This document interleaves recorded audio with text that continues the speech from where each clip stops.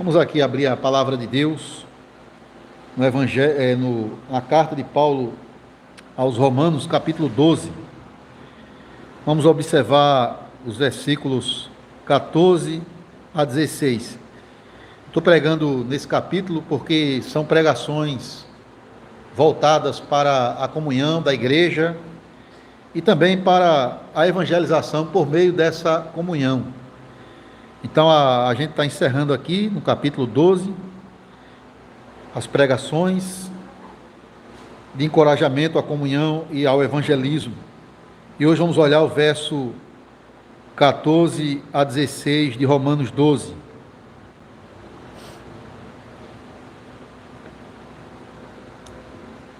É um sermão mais voltado à igreja, por isso que eu vou pregá-lo pela manhã, e à noite nós falamos do catecismo relacionado ao sepultamento de Jesus Cristo e o evangelho do túmulo de Cristo para a igreja e também para aqueles que ainda não conhecem o evangelho. Romanos 12, 14 a 16 é o texto da pregação. Vamos falar hoje sobre vivendo o evangelho. Abençoai os que vos perseguem, abençoai e não amaldiçoeis, alegrai-vos com os que se alegram, chorai com os que choram, tende o mesmo sentimento uns para com os outros, em lugar de seres orgulhosos, condescendei com o que é humilde, não sejais sábios aos vossos próprios olhos. Esse é o texto da pregação, meus irmãos. Amada igreja do Senhor Jesus Cristo, para que serve o evangelho? Irmãos, porque Deus nos deu o evangelho. Geralmente, quando nós falamos do evangelho, as boas novas de Jesus Cristo como o Redentor, nos limitamos a falar que o evangelho ele existe e ele foi dado por Deus para ser crido por nós. De fato, o evangelho é para ser crido, porque quem crê no evangelho de Jesus Cristo será salvo. Mas o evangelho não deve ser limitado apenas à fé, à aceitação desse evangelho, dessa boa nova, como verdade de Deus. O evangelho também, meus irmãos, uma vez que nós, que já cremos neste evangelho, ele é dado a Deus, a nós, também para ser obedecido e vivido por nós. Isso mesmo. O evangelho também nos chama à obediência, a viver de um modo digno desse evangelho. Tanto o apóstolo Paulo quanto o apóstolo Pedro, eles advertiram sobre o perigo de não obedecer ao evangelho. Lá em 2 Tessalonicenses 1, verso 8, Paulo vai dizer que Deus vem, Cristo está voltando, para tomar vingança contra aqueles que não obedecem ao evangelho. E Pedro vai na mesma linha, dizendo na sua carta, no capítulo 4, verso 17, ele diz que, olha, o juízo começa pela casa de Deus. Imagine o que será daqueles que não obedecem ao evangelho. Então, irmãos, o evangelho é dado para ser crido e também vivido em obediência pela igreja. Isso não significa dizer que pela sua obediência ao evangelho, aos ensinamentos de Cristo, você vai ganhar a vida eterna. Não. O evangelho, ele aborda uma pessoa perfeita, com uma obra perfeita, como sendo o fundamento único da nossa aceitação diante de Deus. O evangelho é sobre Cristo. Aquele que, mesmo sendo Deus, abriu mão da sua glória e veio habitar entre nós como um homem encarnado para carregar sobre si no madeiro os nossos pecados, a fim de nos reconciliar com o nosso Deus. O evangelho é sobre esta pessoa que foi crucificado, morto e sepultado, mas que também ressurgiu no terceiro dia. A sepultura não conseguiu detê-lo. Ele ressurgiu para ser exaltado nos céus como Rei dos Reis e Senhor dos Senhores. E esse Cristo exaltado, ele agora conclama a sua igreja a pregar esse evangelho a toda criatura, a todas as nações. Nós podemos até dizer, irmãos, que Jesus é o evangelho. Não só por aquilo que ele fez, por aquilo que ele falou, mas porque ele viveu de fato este evangelho pregado. Quando nós lemos os evangelhos de Mateus, Marcos, Lucas e João, nós vemos que Jesus andou de modo digno do evangelho, ou seja, ele era alguém que vivia perfeitamente aquilo que pregava. O evangelho não somente saiu da boca de Cristo, mas também é visto nas ações de Cristo, na forma como ele se relacionava com as pessoas, na forma como ele lidava com os pecadores de uma forma graciosa, bondosa e misericordiosa. E o apóstolo Pedro, irmãos, escrevendo para crentes que estavam sofrendo por causa da sua identificação com Cristo, ele vai dizer: olha, vocês foram chamados para isto mesmo, para seguirem os passos de Jesus, daquele que padeceu por vocês, deixando exemplo para seguirdes os seus passos. E Pedro diz que Jesus, irmãos, quando ele era ultrajado, ele não revidava, mas ele entregava a sua causa nas mãos de Deus. Então Pedro está dizendo que Cristo morreu no madeiro. Ele continua lá na sua carta dizendo que ele morreu para carregar os nossos pecados no madeiro, para que agora, mortos para o pecado, vivêssemos para a justiça. Então veja, as implicações da obra de Cristo envolvem não somente sermos justificados do pecado, mas também pela cruz de Cristo nos vem o poder para a santificação, para viver de modo digno do evangelho, seguindo o exemplo de Cristo. Seguir o exemplo de Cristo, irmãos, viver conforme o evangelho, tem a ver com você viver uma vida que vai contra a cultura deste mundo. É aquilo que Paulo começa dizendo nessa epístola, nesse capítulo 12, não se conformar com este mundo, com este século.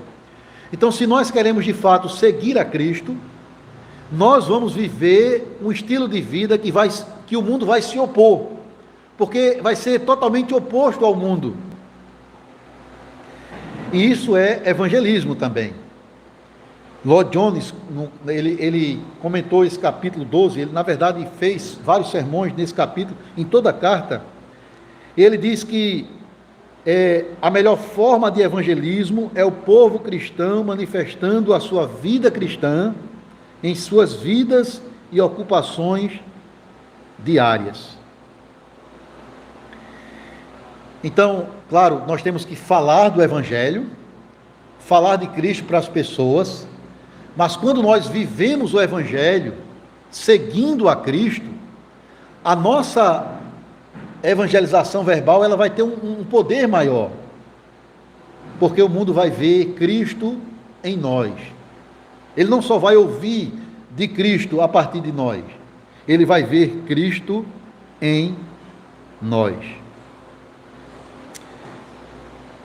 Então, irmãos, viver esse evangelho é o chamado de Deus para nós, que só é possível por causa da graça de Deus em nós, porque Paulo vai dizer a Tito que a graça de Deus é quem nos educa e nos capacita para viver de um modo justo e piedoso diante dos homens. Então, Paulo ele vai ensinar aqui, no capítulo 12, como devemos viver agora sendo cristãos. Cristãos que foram regenerados, justificados, santificados. Cristãos que estão enraizados na graça de Deus em Cristo. Agora eles devem responder vivendo na sua vida comum do dia a dia, mas também no contexto da comunhão da igreja, de modo digno do Evangelho. Eu queria destacar aqui no texto os versículos 14 a 16. Como eu disse aos irmãos, o apóstolo Paulo aqui, ele está, a partir do capítulo 12 até o final da epístola, capítulo 16, ele vai mostrar agora como deve ser o estilo de vida do crente, daquele que ele chama de pecador lá no início da carta, porque todos pecaram, ele vai dizer, mas que foram justificados pela obra de Cristo, e que agora em santificação, por causa da sua união com Cristo, ele é capacitado, fortalecido, estimulado pelo Espírito Santo a viver uma vida não conformada com este mundo, mas uma vida transformada pela renovação da nossa mente por obra de Deus. Aqui no capítulo 12, o apóstolo está falando dessa vida do Evangelho no contexto da comunhão da igreja, mas também em relação às pessoas de fora da igreja, até a maneira como nós lidamos com aqueles que nos perseguem, com aqueles que nos odeiam por causa da nossa identificação com Cristo. Ele diz como a gente deve viver diante deles, como a gente deve tratar essas pessoas. Então eu queria destacar aqui, primeiro, no verso 14, o chamado do Evangelho para um estilo de vida contracultural, no sentido de tratar pessoas que nos afligem, que nos perseguem por causa da nossa fé. Ele diz: abençoai os que vos perseguem, abençoai e não amaldiçoeis. Irmãos, aqui a palavra aqueles que vos perseguem, a palavra perseguir aqui, o verbo perseguir, é o mesmo do versículo anterior, quando ele fala de praticar a hospitalidade.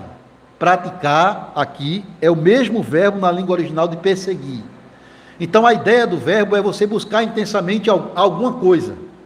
No verso 13 é você buscar ter vontade de praticar a hospitalidade, de ajudar algumas pessoas. Isso é vontade de Deus para nós. Mas aqui ele está falando de pessoas que estão buscando intensamente alguém com intenções malignas de prejudicar a vida daquela pessoa. E aí a palavra perseguir. Perseguição.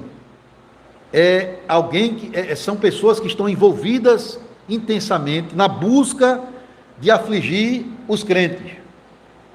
Irmãos, nós sabemos que no nosso contexto brasileiro, a perseguição, ela não chegou ainda a se manifestar de uma forma mais violenta, por meio de prisões e até mesmo morte por causa da fé. Ainda não. Mas aqui você pode ser zombado, escarnecido, injustiçado, oprimido, desprezado, de alguma forma, por causa da sua fé em Cristo. Por causa da sua fé em Cristo. É claro que no mundo, ainda hoje, sim, irmãos, ainda hoje, se você for pesquisar na internet, você vai ver que em muitos países, na África, na Ásia, no Oriente Médio, muitos cristãos ali estão sofrendo duramente por causa da sua fé. Há pouco eu vi uma reportagem de igrejas sendo queimadas e cristãos presos e mortos na Nigéria, por causa do seu compromisso com Cristo. Então, ainda hoje, a igreja de Cristo, de uma forma ou de outra, no Brasil ou fora do Brasil, ela sofre perseguição. Porque a única forma do mundo lidar com a vida dos crentes, que pelo seu testemunho condena o estilo de vida deles, é através de perseguição, é atacar, é tentar sufocar o impacto do Evangelho no mundo. Então a gente não deve se surpreender com isso. Pedro vai dizer: olha, não fique surpreso com o fogo ardente que surge no meio de vós, destinado a provar-vos por meio de perseguição, porque é inevitável. Cristo Não, o apóstolo, Cristo disse: se perseguiram a mim, vão perseguir a vocês. E Paulo diz a Timóteo: aqueles que vivem piedosamente serão perseguidos. Não tem como escapar disso. A questão é como lidar com aqueles que nos perseguem. A reação natural seria revidar, irmãos. Como se diz no ditado popular: pagar com a mesma moeda. Amaldiçoar quem nos amaldiçoa, xingar quem nos xinga, ficar amargurado e irado com aquela pessoa também. É a forma natural de reagir. Porém, o Evangelho, irmãos, nos chama a viver contraculturalmente, contrário à cultura do mundo. Abençoai os que vos perseguem. Não amaldiçoem, mas abençoem. E essa palavra, abençoar, ela significa que você tem que orar pelo bem daquela pessoa. Que você tem que desejar que Deus opere de forma salvadora na vida daqueles que têm perseguido a você também.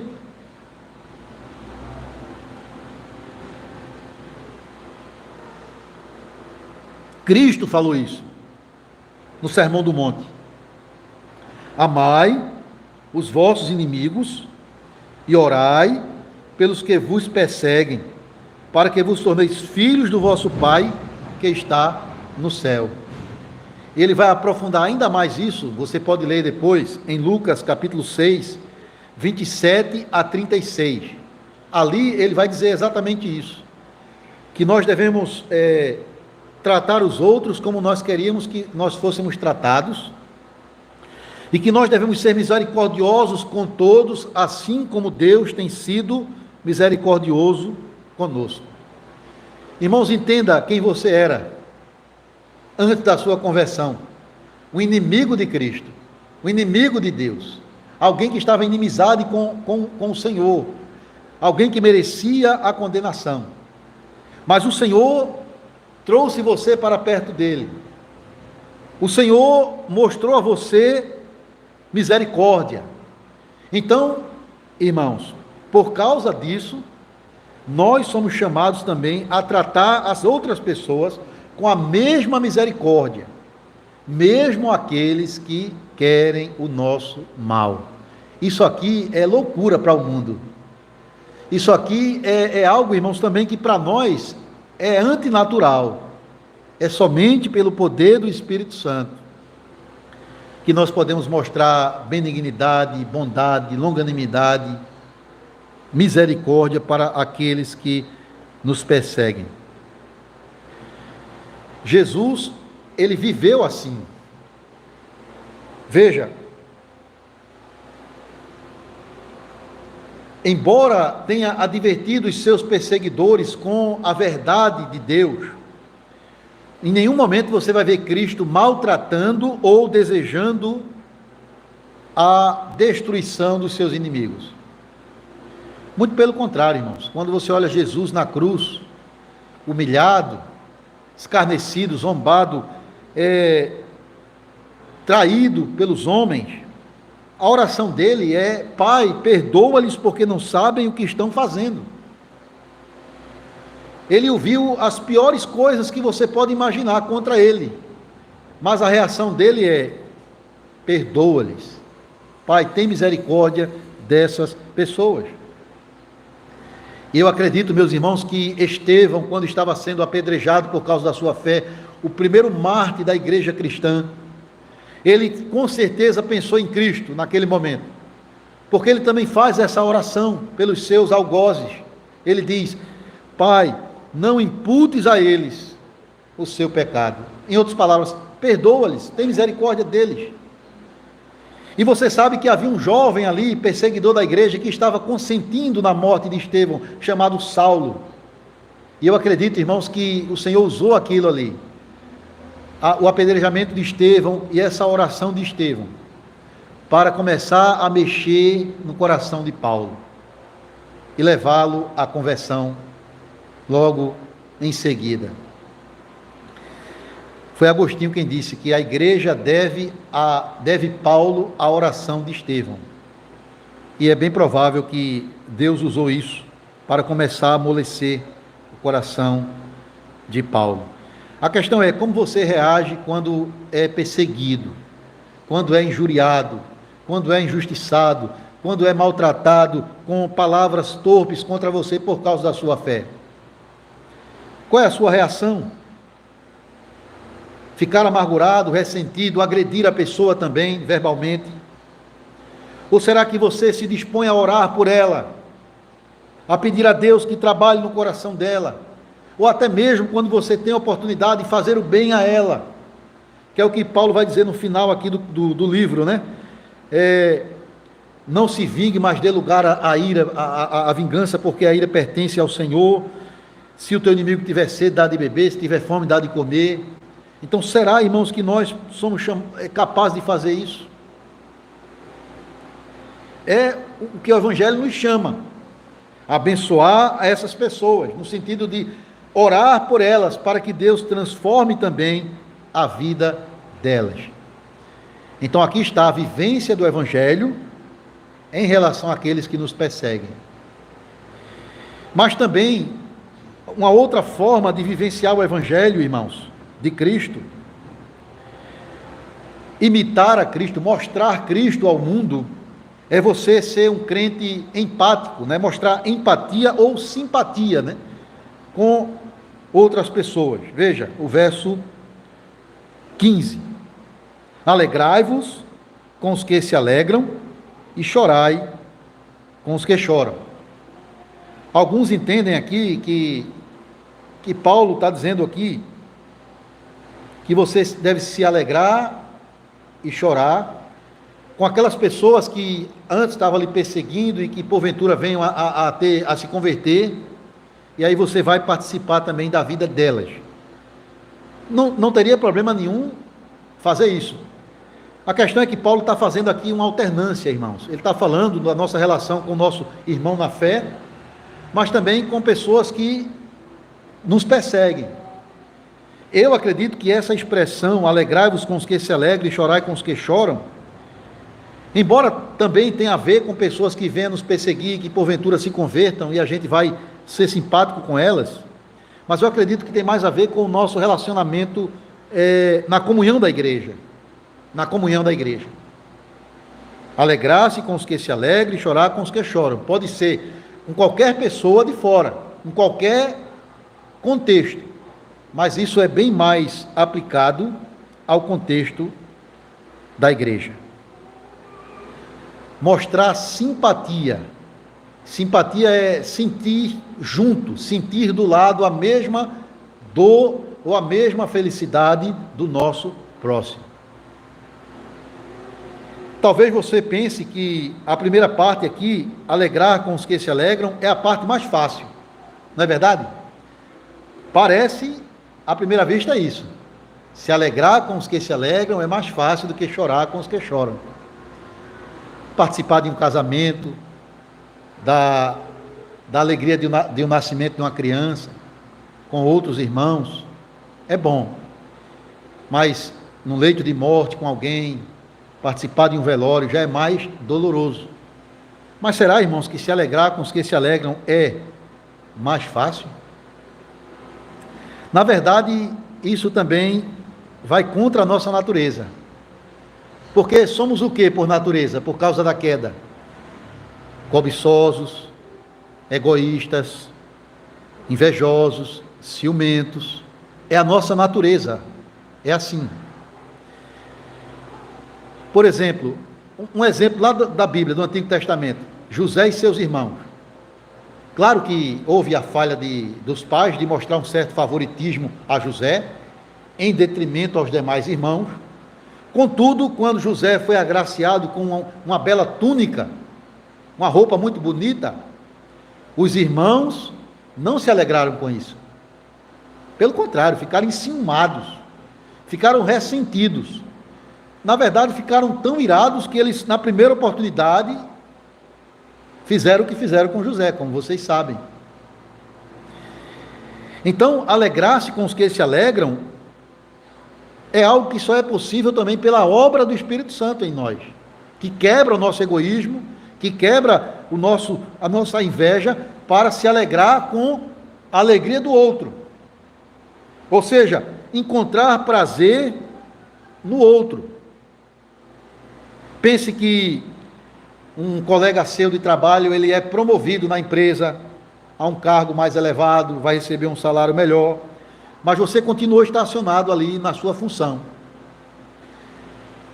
E a maneira normal de responder a isso, assim, uma pessoa mundana, ela pode agir assim nessa situação. Ou ela pode até dar os parabéns ao seu colega. Que bom, parabéns pela sua promoção. Espero que você tenha sucesso aí na sua nova missão dada aqui na empresa. Mas lá no fundo, lá dentro, ela não está feliz. Ela está descontente. Porque ela pensa, isso poderia ser para mim. Eu quem deveria estar nesta função, eu que deveria ser promovido. Então pode até haver um sorriso por fora, ou palavras saudosas, né? Mas lá dentro a inveja, ciúme e desprezo àquela pessoa. Isso é a forma como o mundo reage. Mas o Evangelho nos chama a viver de um modo diferente. Ou seja, se uma pessoa é promovida, tem sucesso, tem sido abençoada diante de nós devemos alegrar com isso, irmãos. Sabe por quê? Porque a nossa confiança, a nossa dependência está em Cristo, no seu governo, no seu cuidado por nós.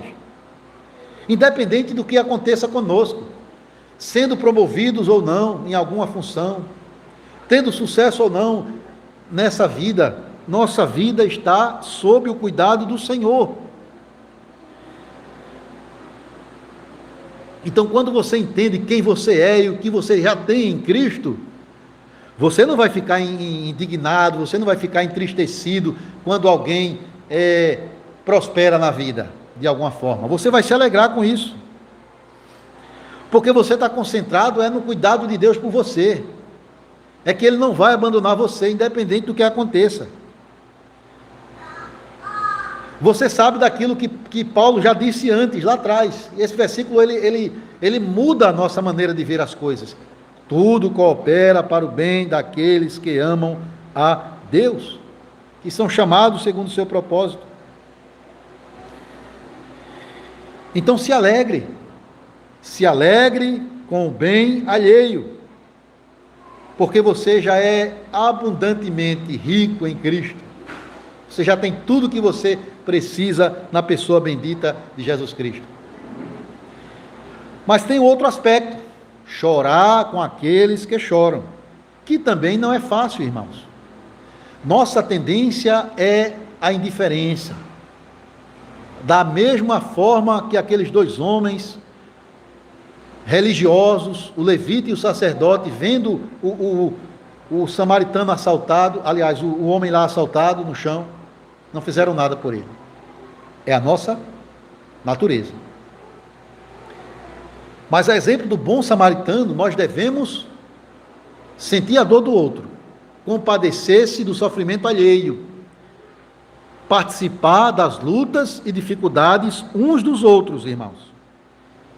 Não manter-se à distância, mas de alguma forma se envolver, para ser um portador ou um instrumento de Deus, para levar algum tipo de alívio e conforto àquele que está sofrendo mais do que você. Isso é o chamado da igreja. Veja, lembre-se do que Paulo disse nos versos 4 e 5 desse capítulo 12. Ele diz que nós somos um só corpo e membros uns dos outros. Ou seja, nós temos tudo em comum: a fé em Cristo, a sã doutrina, a unidade da igreja, mas também o mesmo propósito, o mesmo chamado de ajudar uns aos outros nas suas dificuldades. Lloyd Jones, comentando esse versículo, ele diz: tudo que acontece ao outro, acontece a você. O triunfo do outro é o seu triunfo. O sucesso dos outros nos seus negócios, na educação, na família, é o seu sucesso. Mas também a tristeza do outro é a sua tristeza. Porque somos juntos corpo de Cristo, individualmente membros uns dos outros. Então é a ideia do corpo, né? Se um membro sofre, se eu levo um pequeno corte no meu dedo, meu ser todo vai sentir isso. Todo o corpo sofre. Mas se eu estou saudável, todo o corpo fica contente com isso. Então isso é o Evangelho.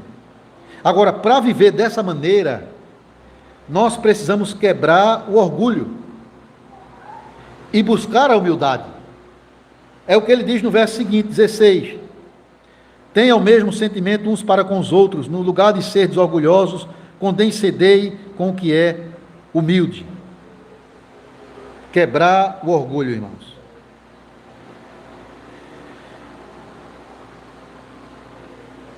Ter o mesmo sentimento uns para com os outros. Algumas versões dizem, vivam em harmonia uns com os outros, ou comunguem, ou sejam unânimes no mesmo pensamento. Isso não quer dizer que você tem que concordar em tudo, com todos. Coisas secundárias, tem coisas que vocês podem divergir no entendimento. Mas aquilo que é essencial, aquilo que tem a ver com o Evangelho, com a vida cristã, com a nossa vida como membros da igreja, nós devemos viver no mesmo sentimento, ter a mesma mentalidade de exaltar a Cristo e de servir uns aos outros no corpo de Cristo. Não sejam orgulhosos, altivos, autossuficientes, autoindependentes, como se não precisasse nem de Deus e nem do próximo para ser abençoado. Não é o nosso chamado. O nosso chamado é ser arrastado para a humildade. Quando ele diz aqui, condescendei com o que é humilde, esse verbo condescender traz a ideia de você ser arrastado. Assim como cai pronto, choveu bastante agora, e aquela água ela vai arrastando tudo que tem pela frente. É ser conduzido, arrastado para uma atitude de humildade. Isso significa, irmãos, tratar a todos da mesma forma, lidar com todos com a mesma atitude, sem fazer acepção de pessoas. Mas para isso, o orgulho do seu coração deve ser quebrado. E quebrar o orgulho significa que você tem que avaliar-se a si mesmo de uma maneira correta. Ou seja, o final do versículo 16. Não sejam sábios aos vossos próprios olhos. Ou seja, o que é que vai impedir você de se entregar ao outro, ao serviço, à comunhão na igreja? É quando você tem uma avaliação mais elevada de si mesmo em relação ao outro. Nós temos que reconhecer, irmãos, que somos tão pecadores como qualquer ser humano e tão carentes da misericórdia de Deus como qualquer pessoa. E para não ser arrogante, se achar mais sábio, mais superior do que os demais, Paulo diz, não sejam sábios aos seus próprios olhos. E sabe o que vai nos ajudar nisso? Voltar o nosso pensamento lá para o jardim do Éden. Irmãos, o que foi o pecado do homem? O primeiro pecado que nos arrastou para a miséria foi o pecado do orgulho. O orgulho que nos derrubou. O homem queria ser mais do que ele era. Ele já tinha tudo, Deus deu tudo que ele podia para ser abençoado naquele jardim, mas ele queria mais. E o orgulho o derrubou juntamente conosco. Primeiro pecado. Um homem achou-se mais do que ele era. subiu mais do que ele deveria estar e acabou caindo. E nós caímos com ele. Outra coisa é olhar para Cristo. Olhar para Cristo vai evitar de nos acharmos superiores aos demais, a ponto de não querer se envolver e nem servir na igreja. O que é que Paulo diz lá em Filipenses? Tenham o mesmo sentimento uns para com os outros. Aliás, tenha em vós o mesmo sentimento como de Cristo Jesus. E ele continua, né? Porque ele não julgou como usurpação ser igual a Deus, ele abriu mão da glória para morrer a morte da cruz por nós. Irmãos, o Filho de Deus, aquele que era exaltado pelos anjos, abraçou a humildade, foi arrastado para a humildade, condescendeu-se com o que é humilde. Haveríamos nós de nos elevar, nos orgulhar de nós mesmos, a ponto de não se dispor a servir humildemente na igreja? Não, irmãos. Devemos ter a mesma atitude do apóstolo Paulo. Paulo vai dizer depois, né?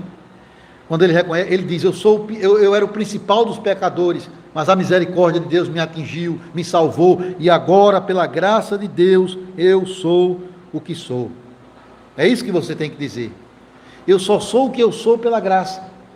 Não com aquela atitude legalista, farisaica, né? Daqueles homens lá que Jesus advertiu duramente, que eles diziam, aquele publicano que orou, aliás, o fariseu que orou, eu não sou como os demais, eu não sou como este publicano, eu dou dízimo, eu vou ao templo, eu sirvo ao Senhor, chamando a glória para si.